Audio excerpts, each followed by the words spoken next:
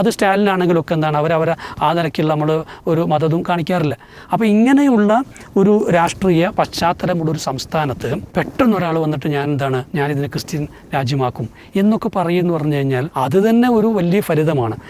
രാജ്യത്തിന്റെ വിവിധ തസ്തികകളിൽ പിന്നെ ഉപരാഷ്ട്രപതി മുതൽ ഇങ്ങോട്ടേക്ക് വിവിധ തസ്തികകളിൽ ഈ പറയുന്ന വിഭാഗങ്ങളിൽ നിന്ന് വരുന്ന ഇന്ത്യക്കാർ, ആ വിഭാഗങ്ങളിൽ നിന്ന് വരുന്ന ഇന്ത്യക്കാർ രാജ്യവും രാഷ്ട്രവും ഭരിച്ചിട്ട്, സംസ്ഥാനങ്ങൾ ഭരിച്ചിട്ട് ഏതെങ്കിലും നിലക്ക് ഒരു സാമുദായിക സ്പർദ്ധ വളർത്തുന്ന രൂപത്തിൽ അവർ നിലപാടെടുത്തോ എങ്കിൽ തമിഴ്നാട്ടിൽ തെരഞ്ഞെടുപ്പ് പൂർത്തിയായി ഇപ്പോൾ സർക്കാർ രൂപീകരിച്ച ഒരു ഘട്ടത്തിലാണുള്ളത്.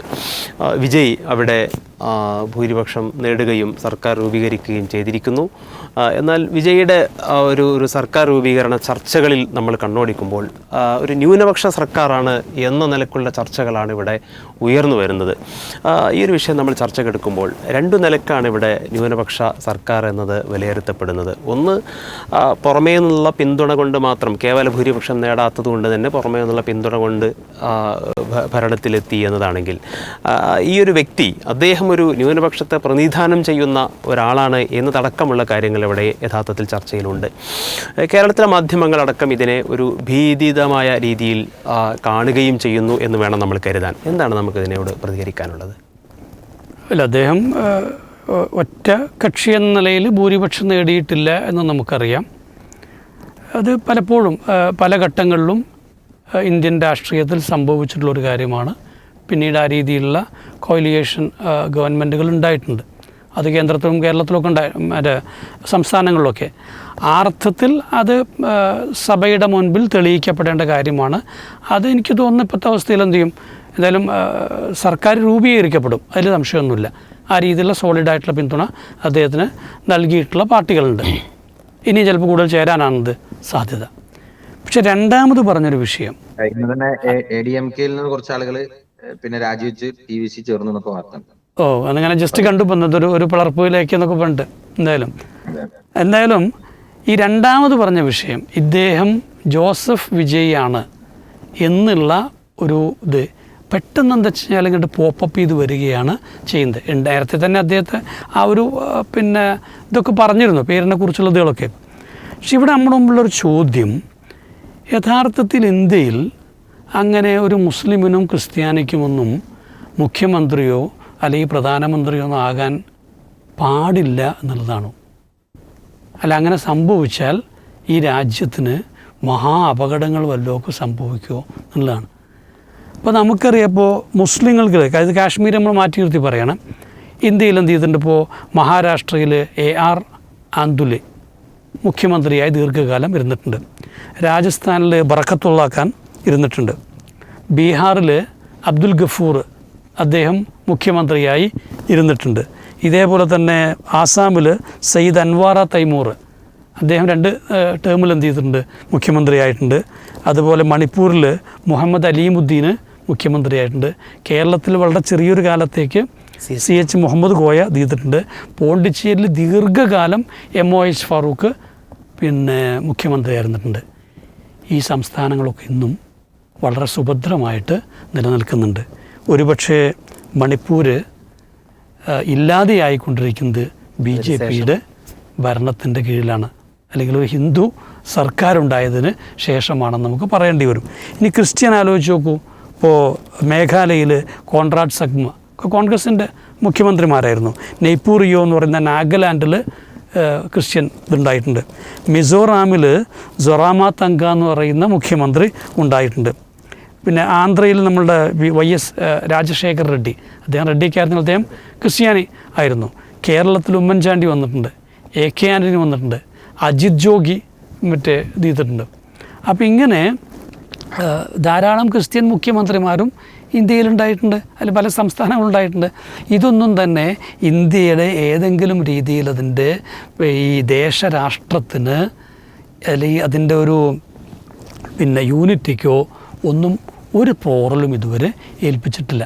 മറിച്ച് അതിലൂടെയൊക്കെ തന്നെ ഈ രാജ്യത്തുള്ള വിവിധ ജനവിഭാഗങ്ങൾക്ക് ഈ രാജ്യത്തോടുള്ള കൂറും വിശ്വാസ്യതയും അതിനോടുള്ള സ്നേഹവുമൊക്കെ വർദ്ധിപ്പിക്കുക മാത്രമാണത് ചെയ്തിട്ടുള്ളത്. പക്ഷേ ഈ ഇപ്പം എന്താ വെച്ചാൽ ഇപ്പോൾ വിജയിൻ്റെ വിഷയം, ഇപ്പോൾ തിരുച്ചെന്തൂർ ക്ഷേത്രത്തിൽ അദ്ദേഹം തൊഴാൻ പോയി. അപ്പോൾ ആ ക്ഷേത്രത്തിൻ്റെ പ്രത്യേകതയായിട്ട് പറയുന്നത് വെച്ചാൽ അവിടെ ഹിന്ദു ആണെന്ന് ഡിക്ലെയർ ചെയ്താൽ തൊഴാൻ പറ്റും. അപ്പോൾ അദ്ദേഹം ഡിക്ലെയർ ചെയ്തു. അപ്പോൾ സത്യത്തിലെന്ന് വെച്ചാൽ അദ്ദേഹം ഹിന്ദു ആണെന്ന് അദ്ദേഹം സ്വയം പ്രഖ്യാപിച്ചിട്ടുണ്ട്. പക്ഷേ അത് അംഗീകരിച്ചു കൊടുക്കാൻ തയ്യാറില്ലാത്ത ചിലർ ഒരു ഭാഗത്ത് ഉണ്ട് എന്നുള്ളതാണ്. ഇനി നമ്മളിപ്പോൾ വരുന്നുണ്ട്. ഇപ്പോൾ നമ്മുടെ രമേശ് ചെന്നിത്തല നിസാമുദ്ദീൻ ദർഗയിൽ പോയിട്ട് തൊപ്പിട്ടത് എന്ത് ചെയ്ത് നമ്മൾ കണ്ടായിട്ടുണ്ട്. അപ്പോൾ ഒരു ചോദ്യമാണ്, ഈ ഭരണാധികാരികൾക്ക് മതമുണ്ടാവുമോ? അപ്പോൾ മോദിക്കൊരു മതം ഉണ്ടാവുമോ? പാടില്ലല്ലോ. വ്യക്തിപരമായി അദ്ദേഹത്തിന് മതമുണ്ട്, വിശ്വാസമുണ്ട്, ഒക്കെ ഉണ്ടാകാം. പക്ഷേ ഇന്ത്യയുടെ പ്രധാനമന്ത്രി എന്നുള്ള അർത്ഥത്തിൽ അദ്ദേഹം ഇവിടുത്തെ എല്ലാ വിഭാഗങ്ങളെയും റെപ്രസെൻ്റ് ചെയ്യുന്ന, ആ ഭാഷയിൽ മാത്രം സംസാരിക്കേണ്ട, അത്തരം നിലപാടുകൾ മാത്രം സ്വീകരിക്കേണ്ട ഒരാളാണ്. അത് വിജയിക്കുകയാണെങ്കിലും ഇനിയിപ്പോൾ കേരളത്തിലോ മറ്റ് സംസ്ഥാനങ്ങളിലോ ഒക്കെയുള്ള എല്ലാവർക്കും ബാധകമായിട്ടൊരു കോമൺ പോളിസിയാണ്. അതാണ് ഭരണഘടന അവരോട്.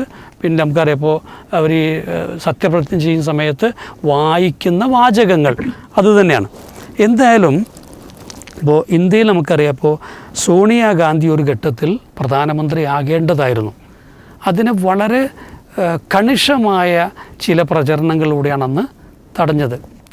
അതിപ്പോൾ രാഹുലിൻ്റെയും മറ്റേ നേരത്തെ രാജീവിൻ്റെയൊക്കെ പിതൃത്വത്തിൻ്റെ പേരിൽ അദ്ദേഹം പലപ്പോഴും ആരോപണങ്ങൾക്ക് വിധേയമായിട്ടുണ്ട്. ഞാൻ പറഞ്ഞാൽ ഇതൊരർത്ഥത്തിൽ ഇവിടെ ചെയ്യുന്നത് എന്താ വെച്ചാൽ, ഒരു മുൻകൂട്ടി ഒരു മുഴം നേരത്തെ ചിലത് എറിഞ്ഞു വെക്കുകയാണ് ചെയ്യുന്നത്. കാരണം ഇവിടെ ഇപ്പോൾ ഇതിൻ്റെ അനുബന്ധമായിട്ട് ഇപ്പോൾ കേരളത്തിലൊക്കെ നടന്ന ചർച്ചകളുണ്ട്. എന്താ വെച്ചാൽ, ഒന്ന്,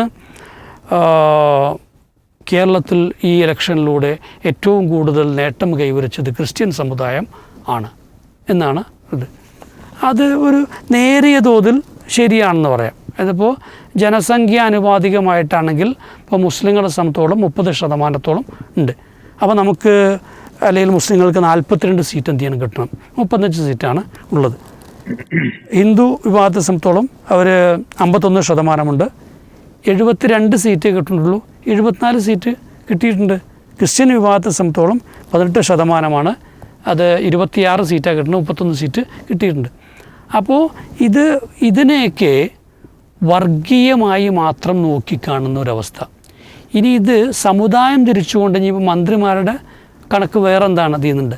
അപ്പോൾ ഇതൊക്കെ ഉയർത്തിക്കൊണ്ടുവരുന്നതിൻ്റെ പിറകിലുള്ളത് നമ്മുടെ നാളിതുവരെ കാര്യങ്ങളെ കണ്ട ഒരു സെക്കുലർ ഫോർമാറ്റിൽ നിന്ന് അല്ലെങ്കിൽ സെക്കുലർ വിഷനിൽ നിന്ന് ആളുകളെ ബോധപൂർവം ഡൈവേർട്ട് ചെയ്യുകയും എന്നിട്ട് അവരെല്ലാത്തിനെയും ഈ മതത്തിൻ്റെ ജാതിയുടെ കണ്ണുകളിലൂടെ മാത്രം കാണണമെന്ന് വരുത്തി തീർക്കുകയാണ്. അപ്പോൾ ഒരു മെറിറ്റുള്ള ഒരാൾ, അതായത് ശരിക്കും കഴിവുള്ള അല്ലെങ്കിൽ ആ രംഗത്ത് ശോഭിക്കാൻ കഴിയുന്ന ഈ രാജ്യത്തിന് മുതൽക്കൂട്ടാവുന്ന ഒരു ഭരണാധികാരിയെ അങ്ങനെ കയറി എന്ത് ചെയ്യണ്ട വരണ്ട, മറിച്ച് നീ എന്ത് ചെയ്യണം, എൻ്റെ മതവും ജാതിയൊക്കെ ഞങ്ങൾ നോക്കുന്നുള്ളതാണ്. ഇത്തരത്തിലുള്ള ഒരു പ്രചരണങ്ങൾ ഇപ്പോൾ ഇവിടെ പോപ്പുലേഷനെ കുറിച്ചൊക്കെ ഇപ്പം നമ്മുടെ സെൻകുമാറൊക്കെ നടത്തുന്ന ഭയങ്കര പ്രവചനങ്ങളാണ് നടത്തുന്നത്. എന്തായാലും അതിലേക്ക് നമ്മൾ പോകുന്നില്ല. ഇവിടെ എന്താ വെച്ചാൽ, ഇപ്പോൾ വിജയെക്കുറിച്ച് ഇപ്പോൾ നമ്മുടെ ഇവിടുത്തെ ടി ജി മോഹൻദാസിനെ പോലുള്ളവർ പറഞ്ഞാൽ അദ്ദേഹം ഇതൊരു ഇവാഞ്ചലിക്കൽ ഇന്ത്യ അദ്ദേഹം പ്രഖ്യാപിച്ചിട്ടുണ്ട് എന്നുള്ളതാണ്. അത് DMK അങ്ങനെ പറഞ്ഞിരുന്നു, പക്ഷേ DMK എന്ത് ചെയ്യില്ല, അത് കൊണ്ടുവന്നില്ല. അത് ഞാൻ കൊണ്ടുവരുമെന്ന് അദ്ദേഹം പറഞ്ഞു. ഞാൻ തിരഞ്ഞിട്ട് എനിക്ക് എന്ത് ചെയ്യില്ല, എവിടെയും കാണാൻ പറ്റില്ല. ഇവിടെ നമ്മളൊന്ന് ആലോചിച്ച് നോക്കൂ, ഈ ദ്രാവിഡ രാഷ്ട്രീയത്തിൻ്റെ ഒരു അന്തർധാര എന്ന് പറയുന്നത് അത് ഏതെങ്കിലും മതമില്ല, മതത്തിൻ്റെ അല്ല എന്ന് മാത്രമല്ല, ഹൈന്ദവമല്ല എന്ന് മാത്രമല്ല, അത് മതവിരുദ്ധമാണ്. അതിപ്പോൾ രാമസ്വാമി നായക് EV രാമസ്വാമി ആണെങ്കിലും അല്ലെങ്കിൽ പെരിയോറാണെങ്കിലും അവരൊക്കെ നാസ്തികരായിരുന്നു. അപ്പോൾ നാസ്തികവാദത്തിലൂടെ തന്നെ അതിനെ ശക്തമായി പറഞ്ഞുകൊണ്ട് തന്നെ അധികാരത്തിലേക്ക് വന്നവരാണ് അവർ, അല്ലെങ്കിൽ ആ രീതിയിലുള്ള രാഷ്ട്രീയം കെട്ടിപ്പടുത്തവരാണ്. അത് സ്റ്റാലിനാണെങ്കിലും ഒക്കെ എന്താണ് അവരവരെ ആ നിലയ്ക്കുള്ള നമ്മൾ ഒരു മതവും കാണിക്കാറില്ല. അപ്പോൾ ഇങ്ങനെയുള്ള ഒരു രാഷ്ട്രീയ പശ്ചാത്തലമുള്ളൊരു സംസ്ഥാനത്ത് പെട്ടെന്നൊരാൾ വന്നിട്ട് ഞാനിതിനെ ക്രിസ്ത്യൻ രാജ്യമാക്കും എന്നൊക്കെ പറയുമെന്ന് പറഞ്ഞു കഴിഞ്ഞാൽ അത് തന്നെ ഒരു വലിയ ഫലിതമാണ്. പക്ഷെ ഇവിടെ എന്താ വെച്ചാൽ ഒരു വലിയ പ്രചരണം ക്രിസ്ത്യൻ സമൂഹത്തിനെതിരെ കൂടെ ഉണ്ടാകുന്നുണ്ട്. എന്നുവെച്ചാൽ ക്രിപ്റ്റോ ക്രിസ്ത്യൻസ് എന്നൊരു പ്രയോഗമാണ്. എന്നുവെച്ചാൽ ക്രിസ്ത്യാനികൾക്കിടയിൽ വലിയൊരു വിഭാഗം തന്ത്രപരമായി ക്രിസ്തുമതം സ്വീകരിച്ചവരാണ്. തന്ത്രപരമായി എന്ന് പറയാൻ വെച്ചാൽ അവർക്ക് കിട്ടുന്ന സംവരണ ആനുകൂല്യങ്ങൾ നഷ്ടപ്പെടാതിരിക്കാൻ വേണ്ടി ക്രിസ്ത്യൻ വിശ്വാസികളായി നിൽക്കുകയും എന്നാൽ ഡോക്യുമെൻസിലൊക്കെ അവർ ഹിന്ദുവായി തന്നെ തുടരുകയും ചെയ്യുന്നു എന്നുള്ളതാണ്. അപ്പോൾ അതിനകത്തൂടെ ഇപ്പോൾ ഒരു പറഞ്ഞാൽ ഇപ്പോൾ ക്രിസ്തീയ ഈ മറ്റേ പോപ്പുലേഷൻ 2.5-7% ഉള്ളൂ. പക്ഷേ യഥാർത്ഥത്തിൽ അവർ 10-14% ഉണ്ടാകുമെന്നാണ്. അപ്പോൾ ഈ പ്രചരണത്തിലൂടെയൊക്കെ തന്നെ എന്ന് വെച്ച് കഴിഞ്ഞാൽ ഒരു സംശയദൃഷ്ടിയോടെ കാണേണ്ട, ക്രിസ്ത്യാനികളെ കാണേണ്ട, അല്ലെങ്കിൽ അവരെയും ടാർഗറ്റ് ചെയ്യാൻ പറ്റുന്ന രൂപത്തിലുള്ള ഒരു രാഷ്ട്രീയ അന്തരീക്ഷം ഉണ്ടാക്കിക്കൊണ്ടിരിക്കുകയാണ്. അപ്പോൾ ന്യൂനപക്ഷ വിഭാഗങ്ങൾക്കെതിരെ എല്ലാം തന്നെ ഒരു ഒളിഞ്ഞിരിക്കുന്ന ഒരു ഗൗരവം അതാണ്. എന്ന് വെച്ചാൽ ഇവിടെ ഒരു രാഷ്ട്രീയ അരികുവൽക്കരണം നടത്താൻ വേണ്ട പ്രചരണം. വേറൊരർത്ഥത്തിൽ വെച്ചാൽ നിങ്ങൾക്ക് അങ്ങനെ പ്രാതിനിധ്യം തരാൻ പറ്റൂല. ആ പ്രാതിനിധ്യം നഷ്ടമാക്കാനുള്ള, അധികാരത്തിലുള്ള പങ്കാളിത്തം ഇല്ലാതെയാക്കാനുള്ള വിഭവങ്ങളിലും വികസനത്തിലുമൊക്കെ തന്നെ ഒന്ന് മാറ്റി നിർത്താൻ വേണ്ട ഒരു രാഷ്ട്രീയ സമ്മർദ്ദം രൂപപ്പെടുത്തുകയാണ് ചെയ്യുന്നത്. എന്തായാലും മറ്റൊരു അടിമ സമൂഹത്തെ ഉണ്ടാക്കുക എന്ന് വേണമെങ്കിൽ നമുക്ക് പറയാൻ പറ്റും. അപ്പോൾ നിങ്ങളൊക്കെ രാജ്യദ്രോഹികളാണ്, അല്ലെങ്കിൽ രാഷ്ട്രസ്നേഹങ്ങളൊക്കെ എപ്പോഴും ഇങ്ങനെ പ്രകടമാക്കി മാത്രം നിൽക്കേണ്ട ആളുകളാണ്, ഞങ്ങൾ നിങ്ങളെ ഭരിച്ചോളാം എന്നുള്ളതാണ്. അപ്പോൾ ഇത്തരത്തിലുള്ള ഒരു വാദത്തിൻ്റെ അല്ലെങ്കിൽ അത്തരത്തിലൊരു അന്തരീക്ഷത്തെ വളരെ ബോധപൂർവം സൃഷ്ടിക്കാൻ വേണ്ടി നടക്കുന്ന ശ്രമങ്ങളാണ് ഇത്തരം ഘട്ടങ്ങളിൽ ഒരു പക്ഷേ എന്താ വെച്ചാൽ ഒരു സമ്മർദ്ദത്തിന് വേണ്ടി കൂടിയാണ് പറയുന്നത്. അതിലൂടെ എന്ത് നിലപാടെടുക്കുമ്പോഴും ഇവരുടെ കൂടെ താല്പര്യങ്ങൾ പരിഗണിക്കേണ്ടി വരും. സ്വതന്ത്രമായി ഭരിക്കാൻ, സ്വതന്ത്രമായി തീരുമാനമെടുക്കാൻ കഴിയാത്ത അവസ്ഥയിലേക്ക് കൊണ്ടുപോവുക. അപ്പോൾ അതൊരിക്കലും വിജയെയോ അല്ലെങ്കിൽ കേരളത്തിൽ വരുന്ന ഭരണകൂടത്തെയോ മറ്റെവിടെയും ബാധിക്കാതിരിക്കട്ടെ. സ്വതന്ത്രമായി രാഷ്ട്ര താല്പര്യങ്ങളനുസരിച്ച്, ജനങ്ങളുടെ ഹിതത്തിനനുസരിച്ച്, നേട്ടത്തിനനുസരിച്ച് മാത്രം തീരുമാനങ്ങളെടുത്ത് മുന്നോട്ട് പോകാൻ സർക്കാരുകൾക്ക് കഴിയട്ടെ എന്നാണ് നമുക്ക് പറയാനുള്ളത്. ഈ ചർച്ച അതിൻ്റെ കൺക്ലൂഷനിലേക്ക് വരുമ്പോൾ സഫാൻ ബറാമി, അനാവശ്യമായ ചർച്ചകൾ ഇത്തരം ഘട്ടങ്ങളിൽ ആവർത്തിച്ച് ഉയർന്നു വരുന്ന സാഹചര്യമുണ്ടോ? എന്താണ് ആഡ് ചെയ്യാനുള്ളത്? ഈ ന്യൂനപക്ഷ സർക്കാർ എന്നിപ്പോ വിജയിന്റെ ഗവൺമെന്റിനെ കുറിച്ച് പറയുന്നത് പോലെ തന്നെ ഇപ്പൊ കേരളത്തിലും അത്തരം ചില കേന്ദ്രങ്ങളിൽ നിന്ന് ആശങ്കകൾ ഉണ്ടാക്കി തുടങ്ങിയിട്ടുണ്ട്. ഇപ്പം അങ്ങനത്തെ ഒരു മാധ്യമത്തിൽ വന്ന ഇലക്ഷൻ കഴിഞ്ഞപ്പോൾ വന്നൊരു കാർഡ് ഇങ്ങനെയായിരുന്നു: ഇപ്പോൾ ന്യൂനപക്ഷം ഭൂരിപക്ഷമായി എന്ന്. അഥവാ നമ്മുടെ രാജ്യത്തെ 140 MLA കണക്കെടുത്താൽ ഹിന്ദുക്കൾ ഒഴികെയുള്ള എല്ലാ ജനവിഭാഗങ്ങളും, മുസ്ലിങ്ങളും ക്രിസ്ത്യനും ഒക്കെയുള്ള ന്യൂനപക്ഷമായി നമ്മൾ എണ്ണുന്നവർ എല്ലാവരും ഇപ്പൊ കണക്കുണ്ട്. അഥവാ അവിടെ ഇപ്പൊ കണക്കൂട്ടുന്നത് ഏതർത്ഥത്തിൽ മാത്രമാണ്? മൊത്തത്തിലാണ്, സമുദായ അടിസ്ഥാനത്തിലല്ല. ഒന്നുകൂടെ കൃത്യമായിട്ട് പറഞ്ഞാൽ ഹിന്ദുക്കൾ ഭൂരിപക്ഷം, ബാക്കിയുള്ളവരെല്ലാവരും ന്യൂനപക്ഷം എന്ന കണക്കെടുത്തിട്ട് മറ്റെല്ലാവരും കൂടെ ചേർന്ന് ഇപ്പൊ ഹിന്ദുക്കളെക്കാൾ കൂടുതലായി എന്നാണ്. ഇനി അതിനെ ഒന്നുകൂടെ സ്പ്ലിറ്റ് എടുക്കണമല്ലോ. സത്യത്തിൽ സാമുദായികമായി വീണ്ടും നമ്മളൊരു സ്പ്ലിറ്റ് എടുത്താൽ ഇപ്പോഴും കേരളത്തിലെ അടക്കമുള്ള ഒരു പ്രാതിനിധ്യം എന്ന് പറയുന്നത് അവരുടെ ശതമാനം അനുസരിച്ച് എല്ലാ കൃത്യമായി അവകാശപ്പെടുന്നതിനനുസരിച്ചുള്ള ഒരു പ്രാതിനിധ്യം അതാത് സമുദായ വിഭാഗങ്ങൾക്ക് കിട്ടുന്നുണ്ടോ എന്ന് ചോദിച്ചാൽ ഇപ്പോഴും നമ്മൾ പിന്നിലാണ് എന്നാണ് നമുക്ക് മറുപടി പറയേണ്ടി വരിക. വളരെ ചെറിയ ശതമാനം മാത്രമുള്ള, എന്നാൽ സാമുദായികമായ മുന്നോക്കം കിട്ടുന്ന, ഇവിടെ സോഷ്യൽ സ്ട്രക്ചർ അനുസരിച്ച് കാലങ്ങളായി മുന്നോക്ക വിഭാഗങ്ങളായി നിൽക്കുന്ന ആളുകൾക്കൊക്കെ അവരുടെ ശതമാനത്തിന്റെ ഇരട്ടിയോക്കളോ വരുന്ന ജനപ്രതിനിധികൾ ഉണ്ടാകുമ്പോൾ ന്യൂനപക്ഷ വിഭാഗങ്ങളായ ആളുകൾക്ക് ഇപ്പോഴും അവരുടെ ഒരു ജനസംഖ്യയുടെ അത്ര തന്നെ പ്രാതിനിധ്യത്തിലേക്ക് ജനപ്രതിനിധികൾ അടക്കമുള്ള ആളുകൾ എത്തുന്നില്ല എന്നത് ഒരു വസ്തുതയാണ്. അപ്പൊ അതാണ് ശരിക്കും വസ്തുത. രാജ്യത്ത് ഇപ്പോഴും അവരുടെ ജനസംഖ്യക്ക് അനുസരിച്ചുള്ള ഒരു പ്രാതിനിധ്യത്തിലേക്ക് സമുദായ കണക്കിന് എത്തുന്നില്ല എന്നതാണ് ഇപ്പോഴും വസ്തുത. ഇനി ആ പറയുന്നതിൽ ഇതിൽ 2 ആംഗിളുകളുണ്ട്. ഒന്ന്, ഈ അർത്ഥത്തിൽ പ്രാതിനിധ്യത്തെ കുറിച്ചുള്ള ഒരു കൺസേണും, അതാത് ജനവിഭാഗങ്ങൾക്ക് അർഹിക്കുന്ന പ്രാതിനിധ്യം കിട്ടണം എന്നൊക്കെ പറയുന്നവർ വളരെ നിഷ്കളങ്കമായാണ് ഈ ഒരു വിവാദത്തെ ഉയർത്തിക്കൊണ്ടുവരുന്നത് എങ്കിൽ നമ്മുടെ രാജ്യത്തിന്റെ ലോക്സഭയിൽ, രാജ്യത്തിന്റെ മന്ത്രിസഭയിൽ ജനങ്ങൾക്കനുസരിച്ചുള്ള, ജനസംഖ്യക്കനുസരിച്ചിട്ടുള്ള സാമുദായിക പ്രാതിനിധ്യമുണ്ടോ എന്ന് ചോദിച്ചാൽ വലിയ അന്തരമാണ് ആ വിഷയത്തിൽ ഉണ്ടാവുക. അപ്പൊ രാജ്യം ഭരിക്കുന്ന പാർട്ടിക്ക് മുസ്ലിം MP ലോക്സഭയിലോ രാജ്യസഭയിലോ ഇല്ലല്ലോ. അപ്പൊ അങ്ങനെ പ്രാതിനിധ്യത്തെ കുറിച്ച് വളരെ നിഷ്കളങ്കമായ ഒരു വിവാദം ഉയർത്തിക്കൊണ്ടുവരാണെങ്കിൽ അവർക്ക് അതിനുള്ളൊരു അർഹതയുമില്ല എന്നത് ഇപ്പോൾ 10-15 ഇപ്പോൾ 13ാമത്തെ ടേമിൽ രാജ്യം ഭരിച്ചുകൊണ്ടിരിക്കുമ്പോൾ നമുക്ക് നഗ്നമായ യാഥാർത്ഥ്യമായിട്ട് മനസ്സിലാക്കാൻ പറ്റും. ഇനി അതല്ല, ഇവിടുത്തെ രണ്ടാമത്തെ ഒരു പ്രശ്നം അവർ പ്രശ്നവൽക്കരിക്കാൻ ശ്രമിക്കുന്നത് ന്യൂനപക്ഷം അധികാരത്തിലേക്ക് വന്നാൽ എന്തോ സംഭവിക്കും എന്നതാണ്. ഇപ്പോൾ ഇവിടെ ഹമീദ് മാഷ് എണ്ണി എണ്ണി പറഞ്ഞ പോലെ രാജ്യത്തിന്റെ വിവിധ തസ്തികകളിൽ പിന്നെ ഉപരാഷ്ട്രപതി മുതൽ ഇങ്ങോട്ടേക്ക് വിവിധ തസ്തികകളിൽ ഈ പറയുന്ന വിഭാഗങ്ങളിൽ നിന്ന് വരുന്ന ഇന്ത്യക്കാർ, ആ വിഭാഗങ്ങളിൽ നിന്ന് വരുന്ന ഇന്ത്യക്കാർ രാജ്യവും രാഷ്ട്രവും ഭരിച്ചിട്ട്, സംസ്ഥാനങ്ങൾ ഭരിച്ചിട്ട് ഏതെങ്കിലും നിലക്ക് ഒരു സാമുദായിക സ്പർദ്ധ വളർത്തുന്ന രൂപത്തിൽ അവർ നിലപാടെടുത്തോ എങ്കിൽ അത്തരം ആളുകളെയും വിഭാഗങ്ങളെയും ഒക്കെ നമുക്ക് സംശയത്തിന്റെ മുന്നിൽ കാണാം. എന്നാൽ അങ്ങനെ ഒന്നും ഇപ്പോ ഈ ആളുകൾ അത്തരം ആളുകൾ രാജ്യത്തെ അധികാര കേന്ദ്രങ്ങളിൽ ഇരിക്കുന്നു എന്നതുകൊണ്ട് ജനങ്ങൾക്കിടയിൽ ഒരു ഡിവൈഡും ഉണ്ടായിട്ടില്ല എന്ന് മാത്രമല്ല, ഈ പറയുന്ന വിവാദങ്ങളെ ഉയർത്തിക്കൊണ്ടുവരുന്ന പശ്ചാത്തലത്തിൽ അതിന്റെ റിസൾട്ട് എന്താണ്? എൻഡ് ഓഫ് ദി ഡേ അത് കാണുന്ന ആളുകൾക്ക്, ഇപ്പൊ നമ്മുടെ രാജ്യത്തിന്റെ പ്രധാനമന്ത്രി കഴിഞ്ഞ ലോക്സഭ ഇലക്ഷന്റെ ക്യാമ്പയിൻ നടത്തുന്ന സമയത്ത് പറഞ്ഞിരുന്നു, ഇത് 80-20 തമ്മിലുള്ള യുദ്ധമാണ് എന്ന്. അല്ല, അങ്ങനെ ആവർത്തിച്ച് പറയുന്ന പ്രയോഗങ്ങൾ വളരെ താഴെക്കിടയിൽ ഉണ്ടാക്കുന്ന ഡിവൈഡ് എന്താണ്? എന്റെ കൂടെ ജീവിക്കുന്ന ഇന്ത്യക്കാരനായ, എന്റെ കൂടെ സഹവർത്തിത്വത്തോടുകൂടെ ജീവിക്കേണ്ട മറ്റുള്ളവരെ സംശയത്തിന്റെ മുനയോടുകൂടി കാണേണ്ട, അധികാരത്തിലേക്ക് വന്നാൽ ഞങ്ങൾക്ക് എന്തോ നഷ്ടപ്പെടും, ഞങ്ങൾ ആകെ തകർന്നു പോകും എന്ന് രാജ്യത്തിന്റെ ഇന്നു വരെയുള്ള ചരിത്രത്തിൽ ഒരു നിലക്കും നമുക്ക് സ്ഥാപിക്കാൻ ഗ്രൗണ്ടില്ലാത്തൊരു കാര്യത്തെ ഒരു ഫോബിയയായി സൃഷ്ടിക്കുക എന്നതാണ് ഇവിടെ സംഭവിക്കുക. അതുകൊണ്ട് ചിലപ്പോ വളരെ ക്ഷണികമായ ചില നേട്ടങ്ങളൊക്കെ കിട്ടിയേക്കാം. പക്ഷെ നമ്മുടെ രാജ്യത്തിന്റെ ഒരു സോഷ്യൽ ഫാബ്രിക്കിന് ഒരിക്കലും അത് ഗുണകരമായ കാര്യമല്ല.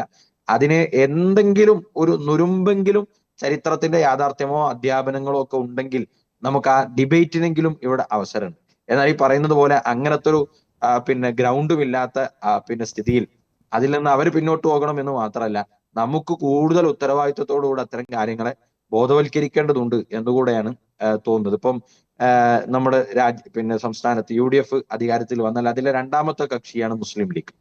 അപ്പൊ സ്വാഭാവികമായും നമ്മൾ പറയാറുണ്ട് ഏറ്റവും കൂടുതൽ സ്ട്രൈക്ക് റേറ്റ് ഉള്ള പാർട്ടിയാണ് കേരളത്തിൽ മുസ്ലിം ലീഗ് എന്നത്. 27 സീറ്റിൽ മത്സരിച്ചു, 22 സീറ്റിൽ വിജയിച്ചു. അപ്പോ ആ അർത്ഥത്തിൽ പുലർത്തി പോരുന്ന UDF-ലെ ശക്തമായ നമ്മുടെ സംസ്ഥാനത്ത് ഇപ്പൊ വിജയിച്ച MLA-മാരുടെ ഭൂരിപക്ഷ കണക്കെടുത്താൽ ഏറ്റവും അധികം ഭൂരിപക്ഷത്തിൽ വിജയിച്ച 10 ആളെടുത്താൽ 7 ആളുകൾ മുസ്ലിം ലീഗിന്റെ MLA-മാരാണ്. അപ്പൊ ആ നിലക്ക് മുസ്ലിം ലീഗിന് സ്വാഭാവികമായും അധികാരത്തിൽ അവർ വരുമ്പോൾ മുഖ്യമായ വകുപ്പുകൾ കിട്ടുക എന്നത് അതിന്റെ സ്വാഭാവികതയാണ്. ഇപ്പൊ CPM ഭരിക്കുമ്പോൾ, LDF ഭരിക്കുമ്പോൾ സ്വാഭാവികമായും അതിലെ ഒരു കക്ഷി എന്ന നിലക്ക് റവന്യൂ വകുപ്പ് പോലെ വളരെ പ്രധാനപ്പെട്ട വകുപ്പ് രണ്ടാമത്തെ കക്ഷി എന്ന നിലക്ക് CPI-ക്ക് കിട്ടി. അതിലാർക്കൊരു പ്രയാസം ഉണ്ടാകുന്നില്ല. അതേസമയം UDF ഭരണത്തിൽ വന്ന് വളരെ പ്രധാനപ്പെട്ട 1-2 വകുപ്പുകൾ ലീഗ് അധികാരത്തിന്റെ ഭാഗമായി അതിന്റെ മുന്നണി സംവിധാനത്തിലുണ്ട് എന്നതുകൊണ്ട് മുസ്ലിം ലീഗ് എടുക്കുമ്പോഴേക്കും അതിനെ വലിയ പ്രശ്നവൽക്കരിച്ച് അതാണ് ഇപ്പൊ പറഞ്ഞുകൊണ്ടിരിക്കുന്നത്. ഇപ്പം വിജയിച്ചു വന്നിട്ടുള്ള ഫാസിസ്റ്റ് കോട്ടയിൽ നിന്ന് വിജയിച്ചു വന്നിട്ടുള്ള സീറ്റിൽ നിന്ന് വിജയിച്ചു വന്നിട്ടുള്ള MLA-മാർ അവരിപ്പോൾ തന്നെ അത്തരം പ്രചാരണങ്ങൾ ആരംഭിച്ചു കഴിഞ്ഞു. അപ്പൊ ഒരു വേള മുഖ്യമന്ത്രി ചർച്ചയിൽ പോലും അത്തരം കാര്യങ്ങളൊക്കെ ഡ്രാഗ് ചെയ്ത് കൊണ്ടുവന്ന് അർഹിക്കുന്നതായ ഭരണ പങ്കാളിത്തത്തെ പോലും പ്രശ്നവൽക്കരിക്കുന്നവർ മനസ്സിലാക്കേണ്ട കാര്യം, അതിനെ കൂടെ അതിജയിച്ചിട്ടാണ് കേരള സമൂഹം അതുപോലെ തന്നെ നമ്മുടെ രാജ്യമൊക്കെ മുന്നോട്ട് പോയിക്കൊണ്ടിരിക്കുന്നത്. ചിലപ്പോൾ ചില ക്ഷണികമായ നേട്ടങ്ങളൊക്കെ കിട്ടിയേക്കാം. പക്ഷെ ഓർക്കുക, അവർ അത്തരം വിദ്വേഷ പ്രചാരണങ്ങൾ നടത്തുന്നവർ അവരും ജീവിക്കുന്നതിന്റെ പരിസരത്ത് ഈ വിഭാഗങ്ങളൊക്കെ ഒന്നിച്ചു ചേർന്നാണ് താമസിക്കുന്നത്. അവർക്ക് എന്തെങ്കിലും അപായമുണ്ടായി ആർത്തു വിളിച്ചാൽ അവരെ രക്ഷിക്കാൻ വരുന്നിടത്ത് ഈ രാജ്യത്ത് നമ്മെ സംബന്ധിച്ചിടത്തോളം, സഹവർത്തിത്വത്തിൽ ജീവിക്കുന്ന നമ്മളെ സംബന്ധിച്ചിടത്തോളം സമുദായവും രക്തവും ജാതിയും ഒന്നും നോക്കിയല്ല നമ്മൾ അത്തരം ഘട്ടങ്ങളിലൊക്കെ ഇടപെടുക. അതുകൊണ്ട് അങ്ങനത്തെ ഡയലോഗുകൾ അടിച്ച് മനുഷ്യരുടെ മനസ്സുകളെ തമ്മിൽ അകറ്റാൻ വേണ്ടി പണിയെടുക്കുന്നവർ ഒരു വേള നിങ്ങൾക്ക് അങ്ങനെ എന്തെങ്കിലുമൊക്കെ ഒരു ബുദ്ധിമുട്ട് വരുമ്പോഴും സഹായിക്കാൻ വരുന്നവർ രാജ്യത്ത് ഇത്തരം എണ്ണങ്ങളും കണക്കുകളൊന്നും നോക്കാറില്ല എന്നെങ്കിലും അവർ ഓർത്താൽ നന്ന്. നമ്മുടെ സോഷ്യൽ ഫാബ്രിക്കിനെ എന്തെങ്കിലുമൊക്കെ പരിക്കേൽപ്പിച്ച് നിങ്ങൾ നേടുന്നത് അധികകാലം നിങ്ങൾക്കും നമ്മുടെ എല്ലാവരുടെയും അടുത്ത തലമുറക്കും സേഫ് ആയിരിക്കില്ല എന്ന് നമുക്ക് ഓർമ്മിപ്പിക്കാം.